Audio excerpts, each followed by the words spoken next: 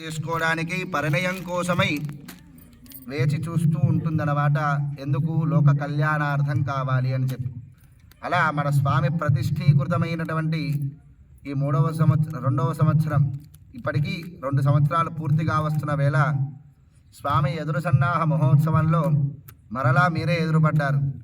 కాబట్టి స్వామి వివాహానికి అంగీకరించడానికి ఆయన సిద్ధంగానే ఉన్నాడు. మీరు ఏమిస్తారో చెప్పండి.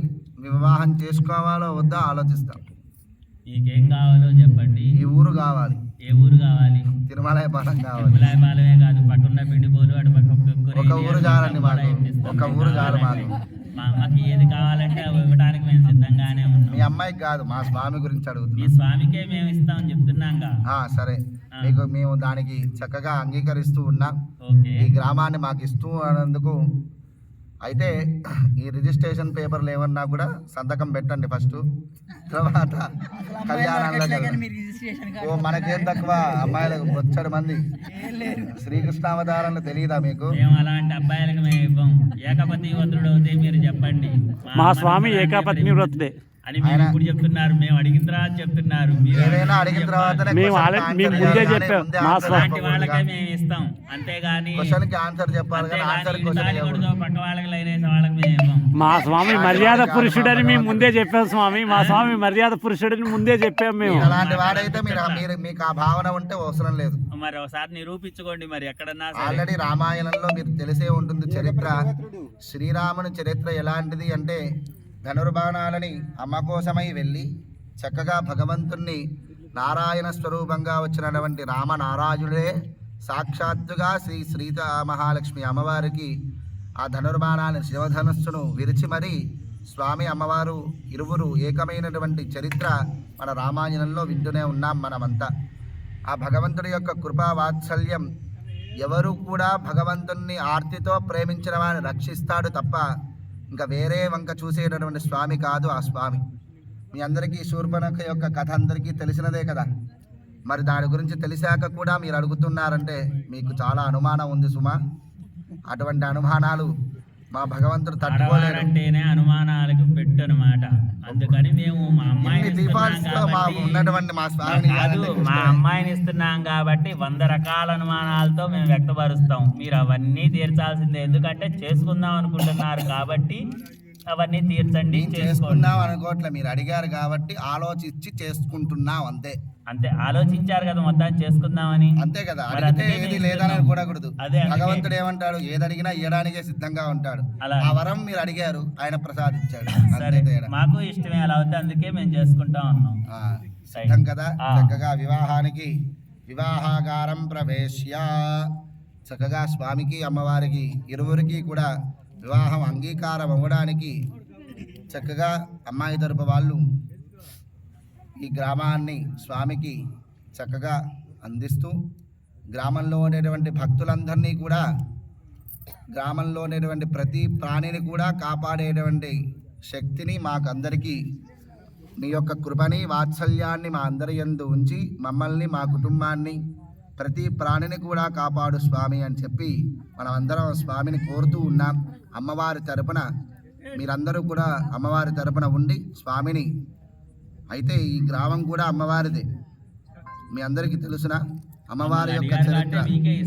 అయితే అందుకనే ఈ అమ్మవారి పేరు, గ్రామం కూడా అమ్మవారి పేరు ధరించే ఉన్నది. తిరు అంటే శ్రీ అని అర్థం. ఏంటండి? శ్రీ అని అర్థం. తిరు అంటే శ్రీ అని అర్థం. శ్రీని నివాసం ఉంచుకున్నటువంటి స్థలము ఈ గ్రామం పేరు అన్నమాట.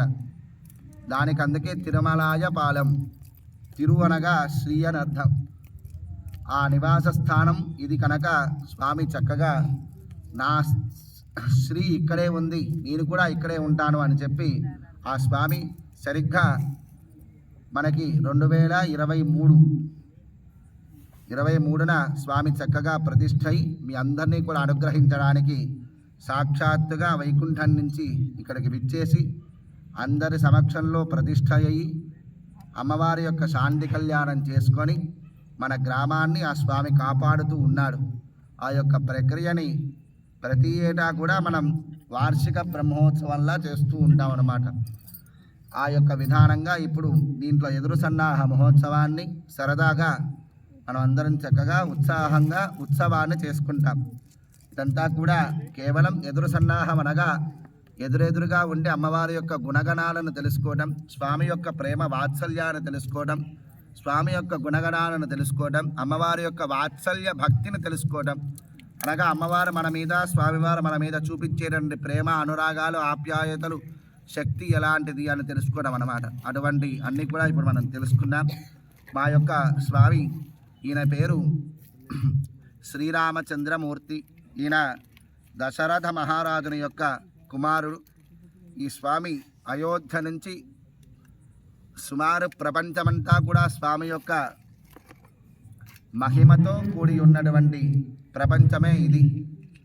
మనం 2023లో ప్రతిష్టాపన చేసుకుంటే 2024లో అయోధ్యలో కూడా రామచంద్రమూర్తి వచ్చాడు. అటువంటి ఈ విశ్వవ్యాప్తమంతా కూడా రాముని యొక్క నామంతో నిండి ఉన్నదన్నమాట. కాబట్టి ఆయన యొక్క గుణము అతీతమైనది, ఆయన యొక్క వాత్సల్యము అతీతమైనది, ఆయన యొక్క ప్రేమ అతీతమైనది, ఆయన యొక్క అనుగ్రహం అతీతమైనది అన్నమాట. ఇంతటి శోభన సుందర వాత్సల్యమూర్తి మా శ్రీరామచంద్రమూర్తి అని చెప్పడానికి గర్విస్తూ ఉన్నాం. అలాగే అమ్మవారి యొక్క గుణగణాలను కూడా కాస్త సెలవిస్తే చక్కగా తెలుసుకొని అమ్మ యొక్క వాత్సల్యాన్ని మనమందరం కూడా ఒకసారి స్మరణ చేసుకొని చక్కగా వివాహంలోకి అనగా కళ్యాణ మహోత్సవంలోకి అందరం కూడా అడుగు పెడదాం.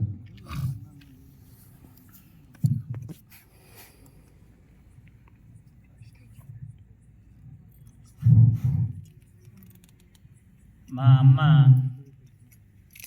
జనక మహారాజు గారి పుత్రిక. చిన్నప్పుడే శివుని విల్లు విరిచింది. ఎలాగయ్యా అంటే బంతి కోసం వెళ్ళి ఒక వేలుతో లేపి చక్కగా శివధనుసుని విరిచింది అన్నమాట. ఈవిడ సాక్షాత్ లక్ష్మీ స్వరూపం, మీకు తెలిసిందే కదా. ఆ యొక్క లక్ష్మి అంటేనే ధనానికి అలాగే కరుణకి వీటన్నిటికీ కూడా అమ్మవారు ప్రతిరూపం అన్నమాట. అలాంటి అమ్మవారిని స్వామివారికి ఇవ్వటానికి ఎటువంటి అభ్యంతరం మాకు లేదని అమ్మవారు చక్కగా అంగీకరించారని మేము తెలియజేస్తున్నాం. కాబట్టి మేము వివాహం చేసుకునేందుకు మాకు సమ్మతమే.